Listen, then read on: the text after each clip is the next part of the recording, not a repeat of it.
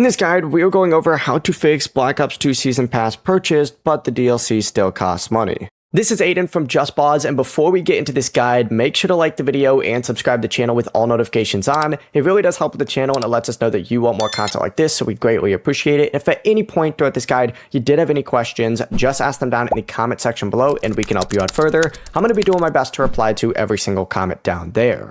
First things first, make sure you are still signed into the same PlayStation account that purchased the Black Ops 2 Season Pass. And then what you need to do is go ahead and go to the PlayStation Store, scroll down, and then go ahead and scroll back up, and then just search for Call of Duty Black Ops 2.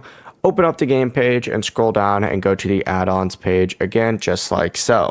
See if there's a separate download option available on here, but make sure you don't purchase again, and make sure you can select this and then see if there's a download option on the three little dots. If it's still showing a price for you here, instead of just giving you the option to download it, go back to the home screen and then scroll up and select the settings gear up in the top right.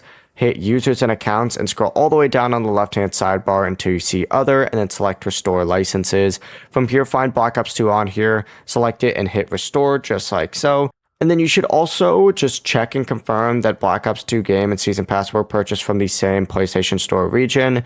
If they were, and if every included pack still shows a price, check your transaction history to confirm the Season Pass purchase was completed, and then contact PlayStation support with the transaction details, and they'll be able to just directly apply it to your account. Before you do leave, make sure to like the video and subscribe to the channel with all notifications on. It really does help with the channel, and it lets us know that you want more content like this. We'd greatly appreciate it. And if at any point throughout this guide you did have any questions, just ask them down in the comment section below, and we can help you out further. I'm going to be doing my best to reply to every single comment down there. Peace.